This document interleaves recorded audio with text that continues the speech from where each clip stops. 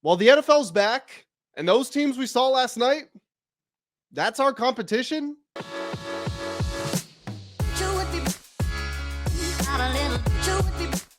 What's going on, everybody? Welcome back to the Full Command Show. My name is Grant Mitchell, and we're here to talk about everything involving the Washington Commanders. We got a very fun show today lined up for you guys because the NFL is back, and we finally have a game to talk about. No, it's not the Commanders game, but with the opener of the season being an NFC East battle, Dallas Cowboys, Philadelphia Eagles, banner night at Lincoln Financial Field, I thought it'd be fun for me to go in and talk about what I saw from those two teams, how I think they match up against the Commanders, and why I'm walking away very confident in the Commanders' prospects after seeing what I did on Thursday Night Football. Guys, we're about to jump into all of that, but before we do, make sure you smash the like button. YouTube has completely changed the algorithms. They've done some sort of update. I don't know what's going on. My videos aren't getting out there. So to help overcome the evil decision makers at YouTube, please hit the like button. Again, that is the number one way you can help me out. Hit the subscribe button. Words are tough. Hit the subscribe button if you are new around here. To the returning viewers, you guys are awesome. Are you excited? Excited for the weekend? I said this in a previous video, but go to the comment section. Let me know what jersey you're going to be wearing this weekend. If you're not a Commanders fan, don't quite know what you're doing here, but you are welcome here. Don't get me wrong. If you're an Eagles fan, Cowboys fan watching this, whoever, let me know what jersey you will be wearing this weekend as well. So let's talk about very quickly what I saw from that game. And then again, how do I see the Commanders being put into the commentary based on what I saw? So I saw a game that clearly started off extremely offensively. Neither team could get a stop. All of a sudden we get the lightning break and nobody scores for the rest of the game. I think it was the combination of the Eagles getting a little more conservative with their play calling, team sort of adjusting, and also the players' bodies just going cold. It's difficult to be in the flow of a game than to be told you got to go sit in the locker room for an hour and then you got to come back out and warm back up and get back into it in the third quarter. If you're the Cowboys in a road game when you were doing really well as underdogs, but now you got to find that fire and pull it back out. It was a very close game. The Cowboys had a great chance to win, but if you look at the big plays, they were mostly Cowboys drops and a Miles Sanders fumble. The Eagles didn't really have as many self-inflicted wounds. They had penalty problems, 9 of them for 110 yards, but other than that, they didn't give the ball away or they didn't lose control of the ball like you did on a drop, and that is ultimately why the Eagles won this game.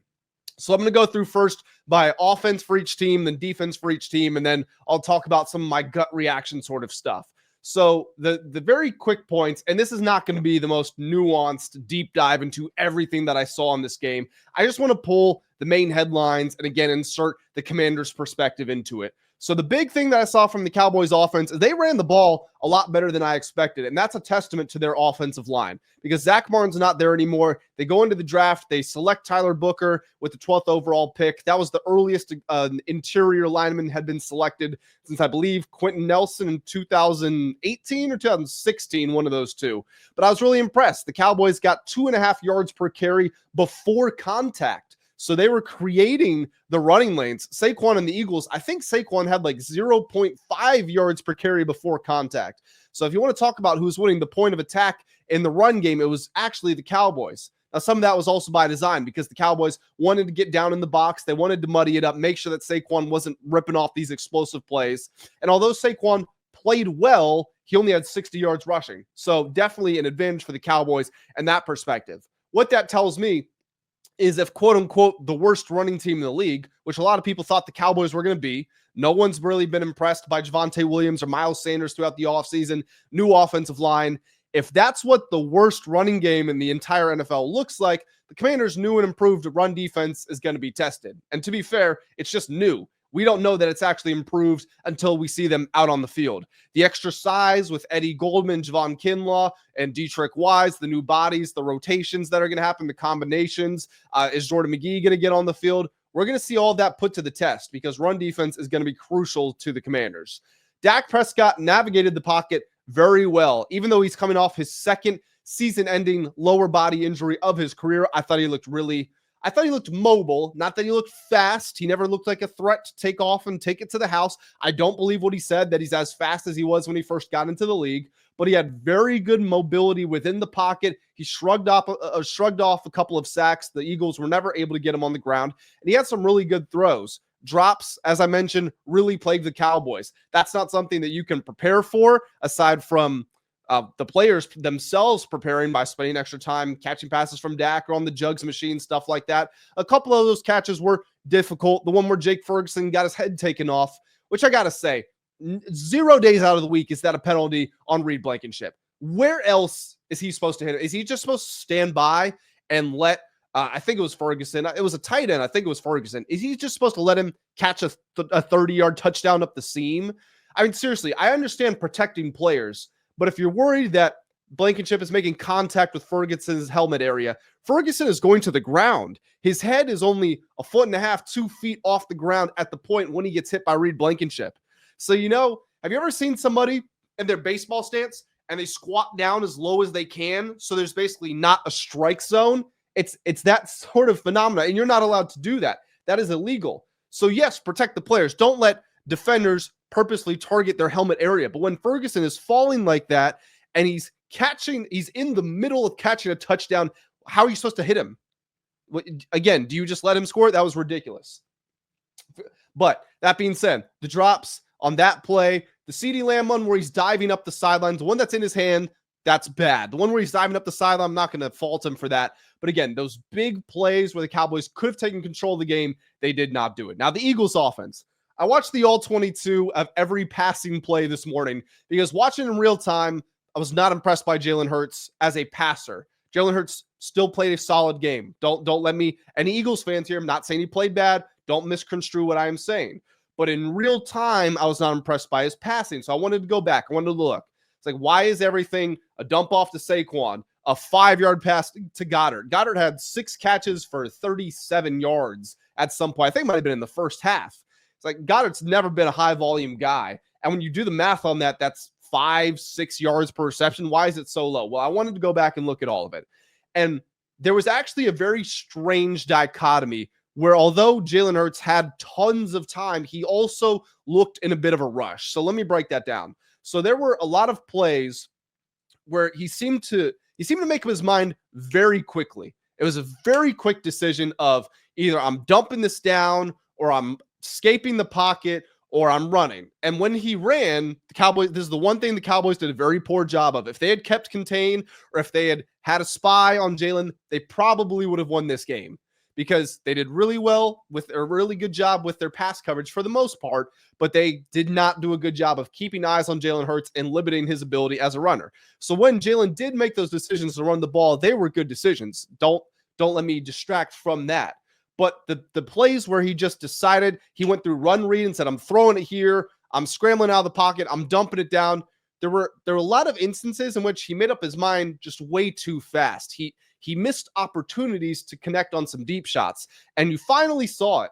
My biggest gripe with Jalen is that he never looks deep down the middle of the field. Well, you finally got one on a double post to Jahan Dotson of all people, and it was a great throw. And you see Jalen can do that stuff. And to be fair, I don't think anybody's doubted that he has the literal physical ability to do it. Now, whether he can consistently pull it off in a game is something completely different. But when he finally took that chance, lo and behold, look at what happened. You saw A.J. Brown. I didn't like some of his alignment stuff. He was aligned up more in the middle of the field. I wanted him further on the outside. But still, there were some digs, some in-breaking routes where I thought they could have hit him. There was a wheel. I wish I could remember who the receiver was, but there was a wheel route, and it was set up beautifully. It was cover one where he had a single high safety, and the shot was open, but Jalen had made up his mind so quickly to go elsewhere with the football for a 2-yard gain that he never got the opportunity to see that develop.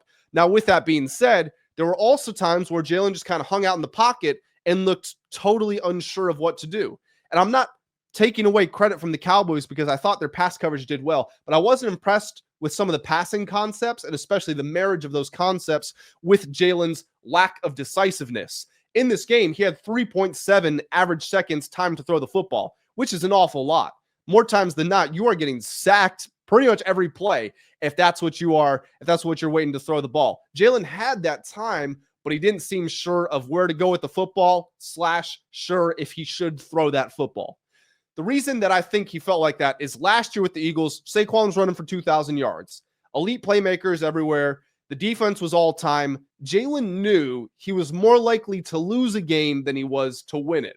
Now, ironically, that flipped in the Super Bowl because he's been great in the Super Bowls that he's been in. But he knew, look, if I throw an interception, I'm going to give the other team a chance. As long as I just don't turn this ball over, Saquon's going to run us to victory. The defense is going to get us to victory. I don't need to be that guy. So what happened? He became ultra conservative. To what I saw in this game, he still had a lot of those tendencies. And in some ways, the Eagles are lucky to have won this game. Eagles fans will play the hypothetical game of, oh, if we have Jalen Carter, it's not even close. Well, Jalen Carter wasn't injured. It's not like what happened to Dre Greenlaw in the Super Bowl, where Dre Greenlaw tore his Achilles running onto the field in a change of possession.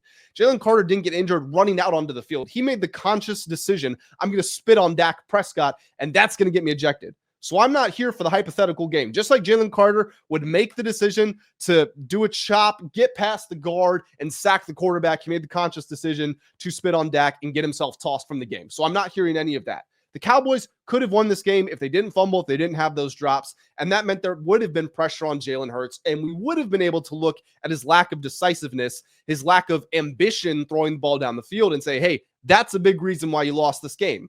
Again, they escaped from it, so it's not a huge talking point.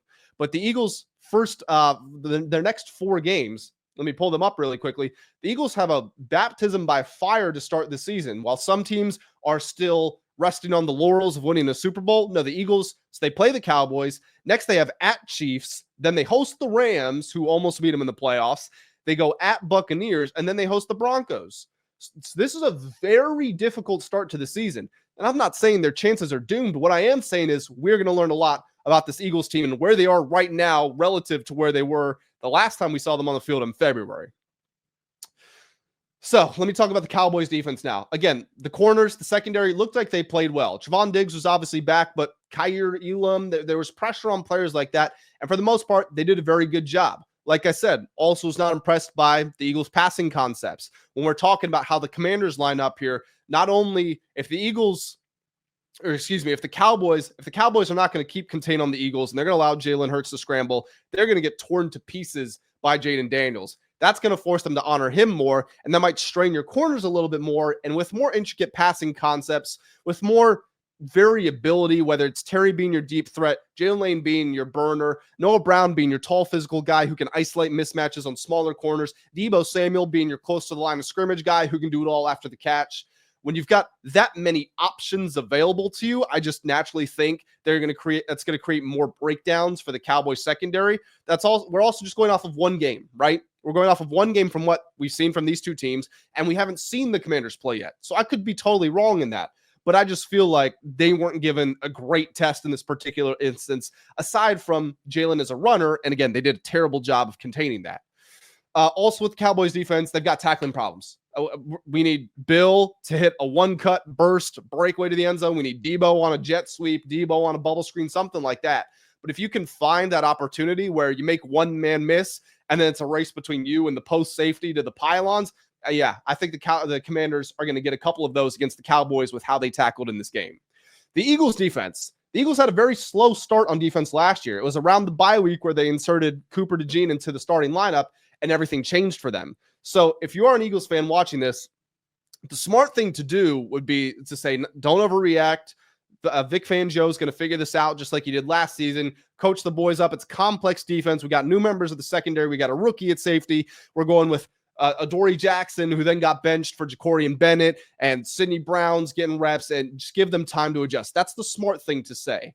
With that being said, I still got major concerns. I just talked about it there. Cornerback 2 slot. This is what I've been saying all throughout the offseason. When you run a cover 4 heavy system, you're really straining the communication on your back end. And if you have speed in the middle of the field in your linebacking core, like you do with Zach Bond, like you do with Jihad Campbell. Heck, we saw Jihad Campbell dropping 30 yards down the field at the top of a hook in a cover 2 shell. That's what he can do for you with his athleticism.